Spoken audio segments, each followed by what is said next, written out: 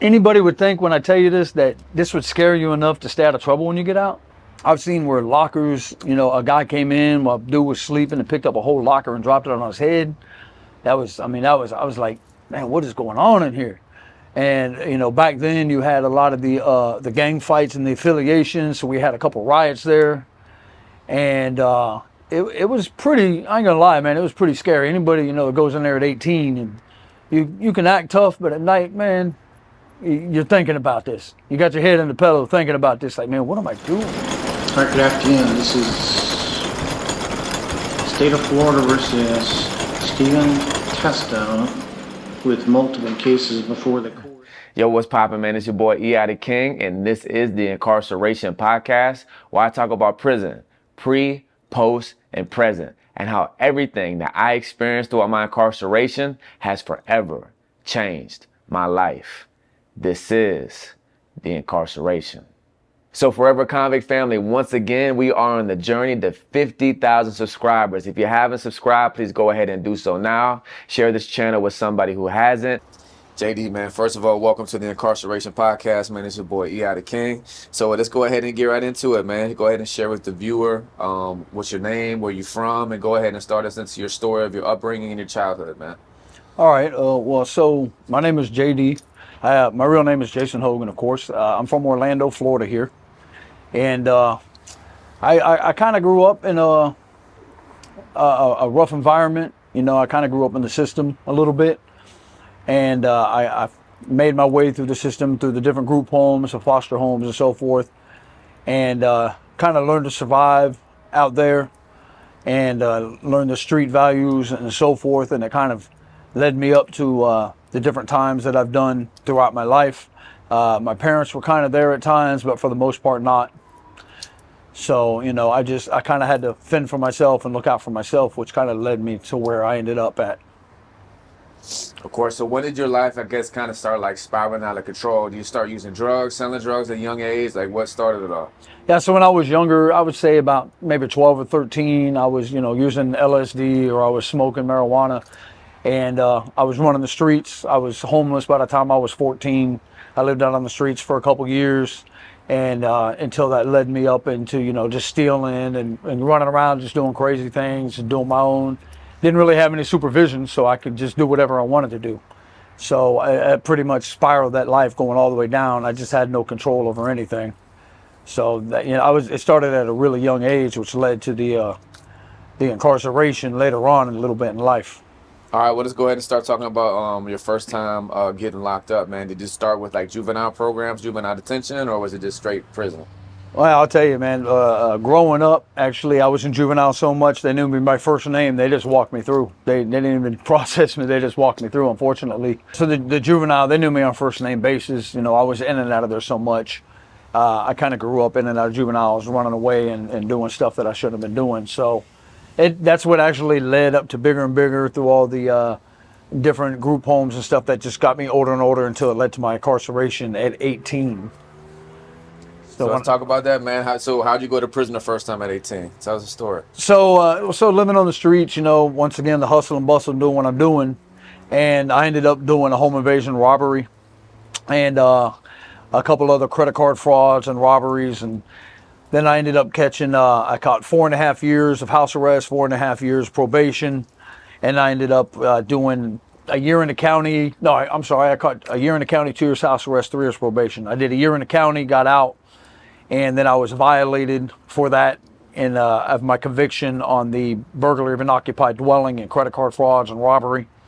And then I was violated and I kind of fled to Colorado. And a year later they came and got me out there, and I came back and they went ahead and put me at a Baker facility at the Baker CI for 2.5 years. Luckily I didn't have no probation when I came out, but my life was still out of control then. I got out and still did what I wanted to do. All right, so before we speed through that, do you mind painting the picture of like how did that home invasion happen? Can you tell us a story if you don't mind? Yeah, sure. So the home invasion, once again, I was homeless back then, and I happened to meet some people, and a guy that I knew, his dad was a ticket salesman for the discount Disney tickets and all that, and I knew where I could get quick money. I knew he had a lot of money. So me and a couple other people decided to go kick in his door when he was sleeping about 2 o'clock in the morning and pin him down and just robbed him for about 80,000 cash. And once I hit that, it was like, do you go bigger? So my life just kept going. And but it really led up to the fact I was around the wrong people. I was hanging out with the wrong crowd, and I was desperate in need because I was sleeping on a slide by the park. So I really wanted something. Dang, bro. So how did you guys get caught? You say y'all kicked in his door, held him down, and... Yeah, so one of the guys that actually did it with us, they went looking because the guy thought he recognized one of the voices because he didn't see anybody. But when they went looking for us, me and my best friend were elsewhere, and then the other guy got pinned up, and he went ahead and just started talking. And we all know how that works. Once they start talking, they know you by your first name, your date of birth, and your social security number. So they came looking for us, and when they caught up with us, we gave them a little bit of a chase at the Hilton, but they eventually caught us with that canine. So yeah, that was something else. That was something else. All right, so let's go ahead and start talking about your first prison bid, man. You say you went to Baker CI, but let's rewind a little bit, man. Do you remember your first day? So you're 18 years old going to prison? You're 18 years old? So how was that first day, man? What was going through your mind? Paint the picture. What happened? Well, so as we all know, most people that have been incarcerated, you already know, I was, at that point in time, I was 160 pounds at 18 years old. And I come walking in there and they look at me, and of course they're gonna size you up and see what time it is and all that. And I grew up in the system, so I'm kind of prepared for all this. This is just a bigger group home to me is how I actually look at it. One that I couldn't run away from. So I go, if you remember back in the days, anybody watching, back in the 90s, they actually used to give you a lock at the officer station. So I put my laundry bag and everything down, and I go up to the officer station to get a lock. I come back, and all my laundry's gone. And I'm looking around like, man, where'd my laundry go? So the guy behind me is like, oh, hey, man, I didn't see nothing, man, but I'm the laundry man. I was like, well, that kind of works out pretty good for you, doesn't it? So he's like, well, what's up, man? I can get you some laundry. I said, well, I'll tell you what, why don't you give me back my laundry? He said, man, I ain't take your laundry. I said, okay. So I guess you guys just want to try out the little white guy that just came in. We're going to see what's going on. So I just went ahead and pulled my belt off and put my lock on there. And he said, whoa, what are you doing? I said, I'm just going to pick one. I'm not fresh in the system. So it ended up, it got a little crazy. The guy, he puts my laundry bag back on the bed. And he's like, man, I was just joking, man, blah, blah, blah. But I already know what time it is. You get tried, you let it go. It's going to keep coming. So he reached out to shake my hand. Well, I put my left hand out. And when he grabbed it, I just hit him as hard as I could and backed up and seen what time it was. And that was my first day in there when I was 18. But they said, that dude crazy, man, leave him alone. So that was your T.O.H, your first day in? That was my first, yeah. I walked around with my lock on my belt for about a week, just waiting for the repercussions coming behind it. And that was at a reception center? No, that was at Baker CI. Okay, so this is already, you got to your main spot. Yeah, I was max security back then. At 18, I'm looking at 2.5 years to do, and they put me in with all lifers and all these people that are never getting out of me. And I'm like, man, this is crazy. All right, so you're 18 years old with only 2 years at a lifer camp. So tell us some stories about your experience during that. Well, I mean, you would think, anybody would think when I tell you this, that this would scare you enough to stay out of trouble when you get out. But, I mean, I've seen some gruesome, crazy stuff. I've seen a lot of funny stuff. But, I mean, I've seen where lockers, a guy came in while dude was sleeping and picked up a whole locker and dropped it on his head. I was like, man, what is going on in here? And, back then you had a lot of the gang fights and the affiliations. So we had a couple riots there. And it was pretty, I ain't gonna lie, man, it was pretty scary. Anybody, that goes in there at 18 and you can act tough, but at night, man, you're thinking about this. You got your head in the pillow thinking about this, like, man, what am I doing? You try to laugh it out, but all y'all know that have done time, man, it ain't always easy to laugh out. You put on that fake smile during the day. So it was pretty rough in that max security, though. You didn't tell nobody you were going home either. They ain't going home. They don't want to see you go home. But couple people that did know, so I kind of got the beat down before I went home. I left with bruises from here to here. So, you know what I'm saying? They got me good before I went home too. They caught me slipping. But it was an experience that I should have learned my lesson. And the one sad thing is I thought about later in life was I was so into going to church there. I was going to Kairos. I was participating in everything. And when they say you walk out and leave your Bible at the gate, I literally did that. And I know that's where I just went right back in to the trash when I walked out. Right back into the trash. Because God was faithful to me, but then I walk out and I wasn't faithful.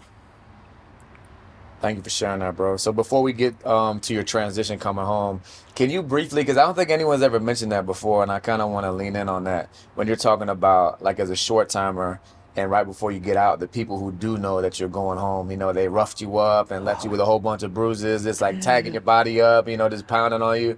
So kind of explain to the viewers of those who don't understand prison culture of why that's a thing, you know, about, you know, guys who still have time left, you know, kind of beat up the guys before they get out. Like, what's that about? Yeah, so, I mean, and they're quick to tell you, man, this is we're doing out of love. Well, because we ain't ever coming home. But if you come back, that means you didn't want to be home, and it's going to be for real. So, you know, they actually caught me. I was in a 2-man cell, and I'm trying to sleep the day away, which you're not going to sleep after doing a couple years and ready to go home. But I had my sheet over my head like a dummy, and all of a sudden I hear, you get his feet, I'll get his arms. And I pull my sheet down, and I promise you it was 15 men in a 2-man room. And they grabbed me, and they took me out in this hall, and they had my arms bent back like this and had my legs straight out like this, and there was just a line of people on both sides, and they were just tagging my leg. I promise you it was bruised for almost 2 months. It was all out of love, because these are people that are just trying to, a lot of them try to live through you because they're never coming home. And they just want to keep it real with you and be there in some way, shape, or form and kind of live through you, because they're not going to ever experience that outside life again. All right, so now let's talk about getting out. So you said you got out and you soon began to, like, lose focus. What happened in your transition out? So on that bid, I got out in 1998, and I got out February 1st of 1998. And the first thing I did was I went to my mom's house at that time with my sisters, and they had a cooler full of Budweiser and a ½ ounce. So it started off that way, you know, and I was partying, hanging out, taking no responsibility. I had met a really, really good girl, pretty beautiful girl, and that lasted a couple months. My sister got involved and kind of got us broke up because she lied about some things, but I'll talk about her later. But it was a downward spiral from there. I was, you know, bouncing in strip clubs, going to the clubs. I became an alcoholic. All I wanted to do was drink and work. That's all I cared about. I would quit jobs because I knew I could get one the next day. It wasn't like it is now. But I just took no responsibility for my actions, and I still hadn't grown up mentally or socially in my head, because not to blame it, but being in the system for long, it takes a long time to readapt to the system and realize that we actually have responsibilities. And I didn't take it for them 5 years I was out, and that's what got me in trouble again. That's what kicked it in, and really this time is where I paid. So what happened going back to prison the second time? So the second time, I was still I was living that life, and I was just going out and I guess adulterating would be the best word to say. I was out there just going to clubs and trying to drink and pick up girls and do what I do. And unfortunately one night I picked up the wrong girl, and she was a little messed up, and I was drinking that night, but it turns out that I ended up being accused. She accused me of rape, and I took it to trial because I didn't do it. My whole family knew I did it. There was absolutely no DNA. It was just strictly her word against mine, but because I had a prison record and being a convicted felon prior, it didn't help, you know. So I ended up taking it to trial and so forth, and I was found guilty of lessers. The women didn't believe that I actually did it, but they didn't want to let me walk either, so they gave me a sexual battery without physical force or bodily harm. And I ended up getting 31 years, 26 in and 5 out for strictly accusation, but it is what it is. Dang, bro. If you don't mind me asking, so did they say that like you raped her? Or like what was her accusation, if you don't mind me asking? That was her accusation, and She we said that all. she was too drunk and that she didn't remember, and She told 3 or 4 different stories. yeah. And you know the state likes to trump charges. Once you add one, they want to start adding and adding and adding and adding, so they can at least make one stick. But there was absolutely no DNA. They went in and checked her out. There was no forced injuries, no DNAs. It was strictly her word against mine. Then the state used my prior, even though it was 5 years prior, against me. And then, well, you know, they stacked me with an all-woman jury and a woman judge, which didn't give me much of a chance of anything. But yeah, that's what she originally accused. But there was absolutely no proof of it. And I was very open with it when I was in. I used to keep my records with me all the time, that it wasn't, you know, a minor, and that if anybody wanted to read it, they would see it. Most people read it, they're like, man, how is that even possible? So, but unfortunately, it was an unfortunate circumstance, but it really was, I realized later, it was God getting my attention because I was so out of control that it really took that much to get my attention. So when I look back on it, I'm actually thankful for it. How did that feel though, like being sentenced to, you said what, 30 years? Yeah, 31 years, 31 26 in and years 5 out. for something that you didn't do. Like how did that feel? Like what was going on in your mind? Like where were you at mentally when all this was going on? Like what happened? Suicidal, depressed. It really took hold. It really ate at me because I'm like, you know, I fought it actually from 2003 until 2019. I took it all the way to the federal courts. They time barred me, even though it was an actual innocence case and a manifest injustice. But there was a lot of suicidal thoughts, a lot of depression, a lot of crying, you know, because now I'm doing time for something I didn't do. And honestly, when you're sentenced to a sentence that long, I never see myself coming home. I never thought I'd make it home. I just decided to do what I did, and it was what it was, and there was nothing I could do about it. Appreciate you for sharing that, bro. What about going into prison? Were you kind of worried about knowing how the prison culture is? Were you kind of concerned about how people would perceive you and navigating through prison? Oh yeah, with that because charge? they're very judgmental when it comes to those types of charges. I do realize, obviously, they're more leeching on to like the ones that with minors, that's dealing with minors and so forth. So I've never hid it, and I've never wanted to hide it because I know I didn't do it. So I think because I've been so open, the fears that I thought I have when I didn't think I was going to come home, because I'm going to do what I got to do. If someone's going to latch on to me for something I didn't do, then obviously I got to do what I got to do.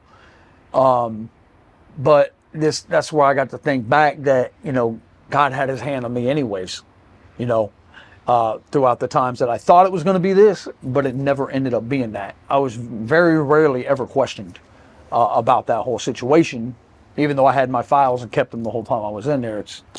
It was actually, honestly, somehow peaceful in a way, because I guess, you know, God had a bigger plan for me.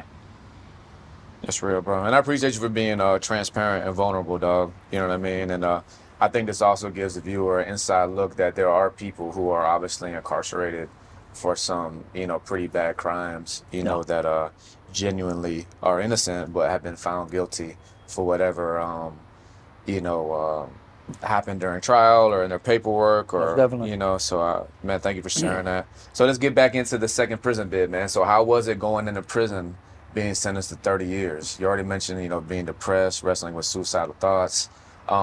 Just share us, man, how'd you do your time? Like, how was that beginning process of that second bid? No, so this time was definitely different. I've already been in prison before. I kind of knew what to expect. I started at Hamilton, and when I got there, I kind of just settled in. I said, you know, it was depressing, it was down, but at the same time, I'm like, you know what, I'm here. I'm probably never going home, so I'm just going to do what I do.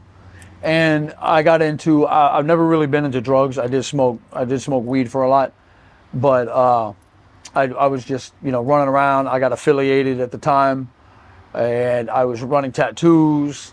You know, I was just hanging out, gambling, hanging out in the yard, fighting, doing whatever. Playing handball. I just kind of settled in, to be honest with you. You know, I got shipped around a lot, you know, due to the time frame. They like to just pick you up and ship you. I mean, I see a lot of crazy stuff, but a lot of different camps, you know, really. Me, like I said, because I was raised by the system, I kind of just settled in.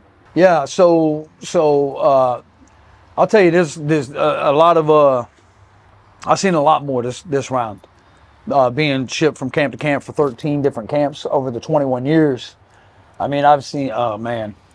I remember we were out in the yard one time, and they came up, and old Poppy out there, and they took him and jumped him and took his watch. Well, we all know Chicos love to play with knives. We already know that. And that was at Wakulla. And I don't think it was 2 days later, we're walking in the chow hall, and he was right behind us, and we see him looking, and he seen him. And he just walked around, and we're watching, like, what's he doing? And he just went up behind the one dude that actually stole his watch, grabbed him by his head like this, and he had a razor, I think he had two of them in there, and the toothbrush, and hit him from here to here. It was horrible, bro. There was blood everywhere. I'm like, oh, chow hall's closed. Chow hall's closed. And then he chased the other guy out because the other guy seen him, and he chased him out. So we all went outside, and dude's laying on the ground kicking, and he's just steadily trying to get him. The popo man, they ain't 2 feet away, and they're sitting there talking. They ain't paying no attention. This dude's just hitting his feet and hitting his feet and hitting his hands. That was crazy. That was probably one of the times. That was probably one of the times that I seen the most blood. But obviously, it wasn't the first knife or stealing or, you know, stabbings or anything in there. I mean, we had a couple riots when I was at Hamilton, and that was crazy when we had to go in face down because they just went at it from pavilion to pavilion. They came out and sprayed all of us. We had to go face down. We had to put our hands behind our back, walk with our head down for about 3 days. Lay on our bunks. We went back in, laid on our bunks, had to put our hands behind our back, our feet up, and I think they said it was like 130 people's feet never hit that compound again. They went ahead and put them on the bus and shipped them out. I mean, you got it's definitely got its ups and downs, but I'm not gonna lie to you. I mean, there was a lot more downs, you know, because there's so much testosterone in there. And so much energy in there, and everybody wants to be the big dog, or everybody wants to be the leader, or everybody wants to be something. So you have all this testosterone going, so everybody's showing out. You know, just before I left, I'll tell you this, Cross City, just before I left, we were probably on lockdown every 3 days because they were stabbing. I've seen a couple people get their face cut all the way across here, and we already know what that is. Someone's talking. I've seen a couple people, they hit one guy out back coming down the stairs, 2 people, one in the front, one in the back, and they were hitting him like this. I mean, he probably got hit about a good 30 times. I think he said he died before he even left the compound. Cross City they were off the chain over there. I mean, they were at their little wars and doing whatever they were doing. I kind of try to stay clear, you know, I'm at the end of my bid now, I'm actually seeing the door. So I'm trying to stay back a little bit and just kind of observe and do what I do and stay out of the mix and keep up out of that. Can you think of any like funny stories in prison or like goofy or weird ones? Like, of course, I know you got violent stories for days, but anything like good moments in prison that you remember, like memories that you look back and you laugh at, or some just goofy, crazy, weird stories? Yeah. So we used to. I was at Bay. And I learned how to train dogs there. And we had a dog named Faith. Faith was one of the older dogs. She was a trainer dog. And they knew when they went outside, we took them out for bathroom breaks or whatever. Well, Faith finally got adopted. Faith comes down the hall. This dog never goes in the building at all, because Bay is all indoor. This dog comes down the hall, they said, and they took her to the front door to walk out, and she stopped and took the biggest dump right there at the door of the officer station before she walked out the door. I'm like, what? This dog never goes inside. in the building. So like, man, even the dog knows. You know, what's up with that? You know what I'm saying? You know, we've seen. I mean, you've seen some people on some buck that have done some really crazy, stupid things. Or I had a roommate. That wanted to go psych, and that's where they want to get transferred. You know, and so they can get away from that camp for whatever reason they got. Right. This dude comes out in the morning, right after the chow hall, and strips right outside the chow hall, and starts running around, reaching at his back, saying, "Get him off me! Get him off me!" He was acting crazy like someone was chasing him. Well, he come running around the other side, and I forgot what sergeant was there. Sergeant stuck his arm out like this and just straight clothesline him. Dude about to flip. I'm like, yeah. He said, yeah, you ain't going to psych on me, buddy. That ain't happening. So they walk him back to the cell, and that was about it for him. But that was crazy. That was really crazy. So how did you do your time? Like, what was your schedule like in the chain gang? Like, how did you pass time? You know, like, what did your average day look like in prison? So I worked a lot in there. I ain't gonna lie to you. You know, when I can I give you the turning point here real quick? In 2010, you know, they say after about 5-6 years is when it really kicks in. In 2010, I was actually going to commit suicide. I had 15 years left. I didn't want to do it. And I actually called my dad, and I told him, I said, this is probably the last call you're going to get. And he's like, what are you talking about? And I said, I can't do this anymore. I've been doing this my whole life. I can't do it anymore. And I had a toothbrush already because we still had razors back then, and I had 3 blades in it. And I went up in my room in a 2-man cell and shut the door. And I was going to take the blades and just cut straight across here. I wasn't going to play with it. I was just going to be done with this. But that was my turning point. I started praying about it, and then, you know, I didn't get an audible voice, but I got the Bill Glass ministry came in the next day, and I had prayed about a certain thing and the name in question, and I promise you, I ran into that same name 3 times that same day. So I said, okay, I know who you are. So let me switch this whole thing up. So throughout the rest of my prison bid, I'm an artist. So I learned how to paint murals. I was going around painting murals. I'd get up in the morning, I'd go out and paint murals wherever they needed it painted. Or I've worked the kitchen for so long, I cooked in the kitchen forever. Or sometimes I'd grab a Flintstone and go out there because I'm bored and I want to go do something. I kept my days real for the productive. viewers who don't know? What's that? What's a Flintstone for the people who don't know? So Flintstone is, you know, the handheld pusher with the blades. They just spin like this. Ain't got no gas and nothing. You got grass this long, and you got to push this little blades through. And Flintstones, you got to keep going back and forth to get through it. But I would do anything I could possibly do to pass the time. They actually use those Flintstones for punishment too, for people who got DRs, disciplinary referrals, or whatever. So they would actually make them go out there in 100-degree weather and go out there and push them Flintstones all day. Or if you people back remember the day in Butler, they used to make them sweep the shadow off the sidewalk, which we already, or sweep the sun off the sidewalk. So we already know what time it is with that. That's morning and night right there. But my days were really productive. I always kept myself busy. I really did. I got involved in some mentorship programs that they started in there at Washington. It turned out to be a real good program. We started the dog program there. I got involved in a lot of the faith-based programs. I ended up becoming a faith-based coordinator in several of them. But I just said, you know, if I'm going to do this time, I'm not going to let my environment predict what I do anymore. And I'm going to choose what I decide I want to do, and, you know, and try to at least be productive in here so I can help the younger ones coming in so they don't come in and do the same thing and end up with all that time. Because I hated seeing that. I really did. I really hated seeing them young kids come in with life and 20 years and 30 years. And I try to grab the ones that come in with a little time saying, listen, man, this ain't the life, bro. This ain't it. So I kept myself productive, you know. That's real. So is it safe to say that whenever you, you know, surrendered your life to Jesus, that you found purpose in the middle of your bid, and just like kind of the whole course of your bid changed, huh? It was. Back in 2010, that's where the whole course changed. That's where I finally said, you know, the old adage, let go and let God. And that's what I did. That don't mean I didn't struggle. That don't mean I didn't try to take control of it or try to do things my way, but I learned them steps along the way. And I I was able to let him have control over it. And I know, looking back, that his hand was on me the whole time, because I always found favor wherever I went. No matter what I did, I was always put in positions to do something to keep my mind occupied, because he already seen the plan and I was coming home. I just didn't see it. That's real. Before we begin to talk about your transition home, man, anything about prison that you want to share, man? Any other stories or just any closing thoughts, man, that are coming to your mind right now? I mean,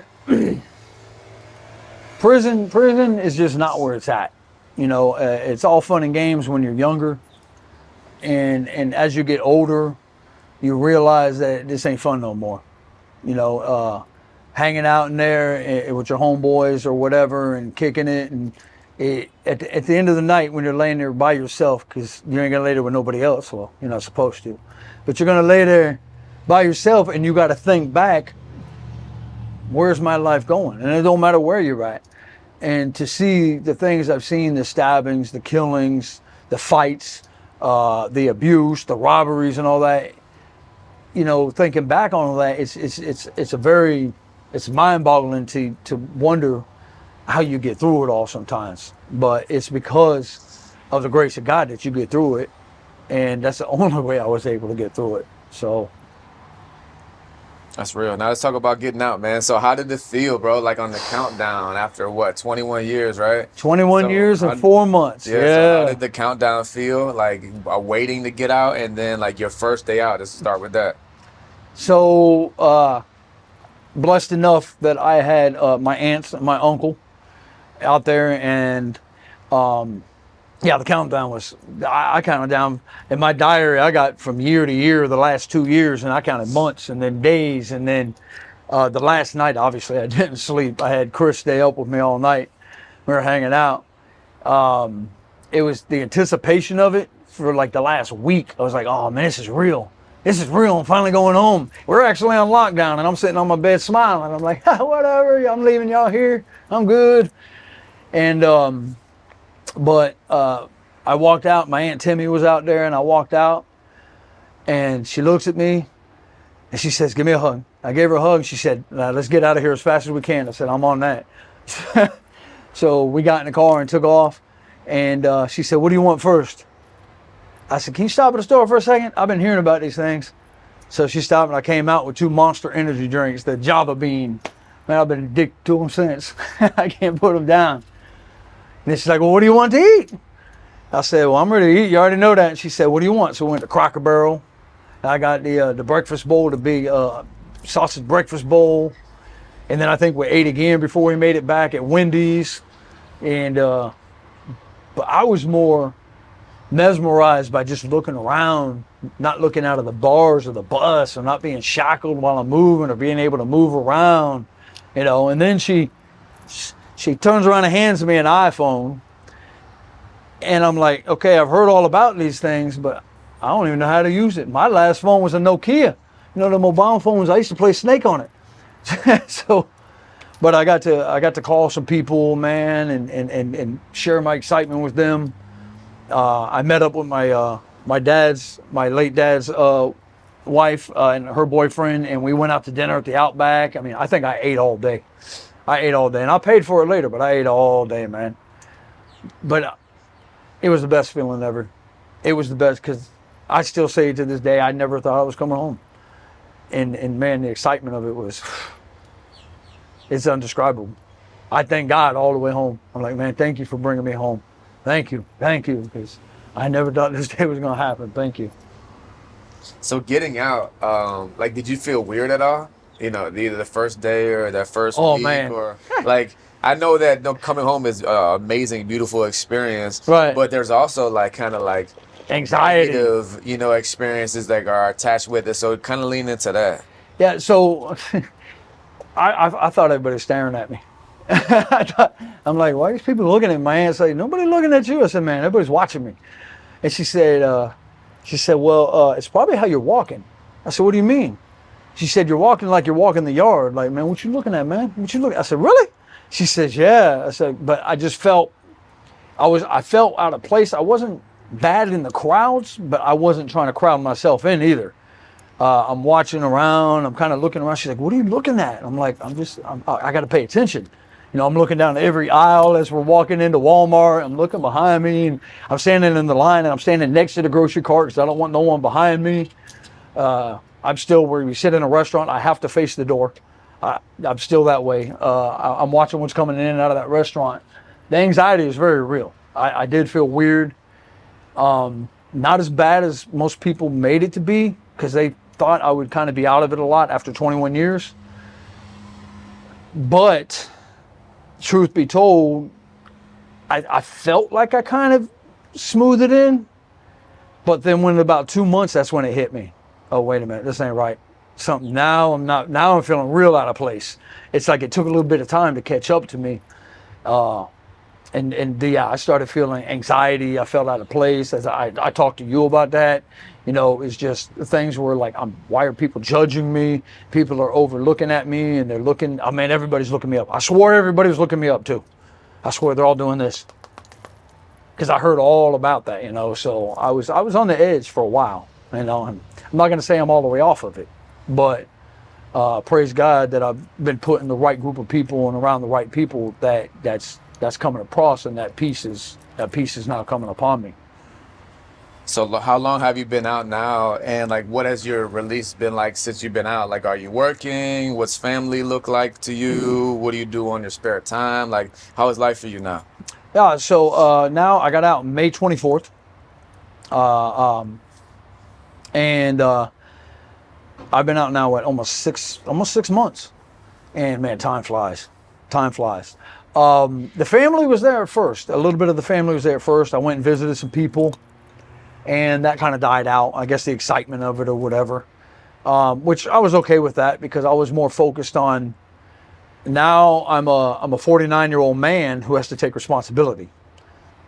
I was blessed enough with my aunts and uncles. They where I'm at now, they took care of me and set me up with a room. I started with a bike. We bought me a bicycle, and I was able to ride my bike. It took me about a month and a half to get a job. That job didn't work out. And then I ended up getting another job, and then that job, they decided to use some things against me.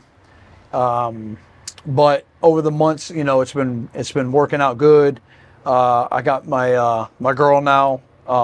She's been my best friend for 27 years. She's my rock, my support. She's just been walking through. She's reached out to her friends, her people, helped me get a job, and to help let me know that, you're a good person. Don't worry about other people. Just let God have this, and you're going to be okay. Now I'm working as a server at Applebee's, and I love it. I like talking to people. I'm a people person, so I love talking to people. And I've actually sometimes been able to actually talk to some people about the Lord, because they bring up that in conversation. I got to be careful with it, but they actually bring it up. So I'm on it. I'll sit down with them and start talking to them. So the transition has been, it's had its ups and downs. But the more I'm learning to lean in and let God have it, the more I'm learning that it's in His hands anyway. So there ain't no sense of me trying to do it. And man, what about people? You've already mentioned it, but I just want to kind of lean into it a little bit. Like, how has it been, with your past, charges in your record, and like, how has that experience been? Like, coming home and feeling as if people do know, and they're looking at you in like a very critical way.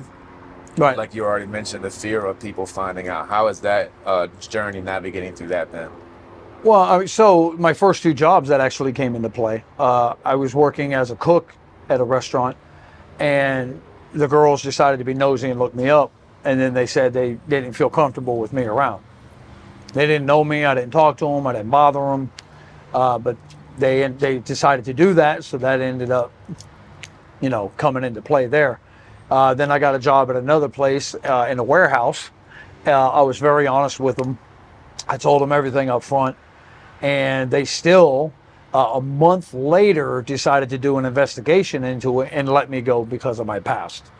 So I did get very down on myself at the time. Melissa actually, I mean, I'm not gonna lie, bro. I cried in her arms because I was just like, man, why do people keep judging me? They don't know me. I didn't do this. You know, I just need the chance to prove who I am.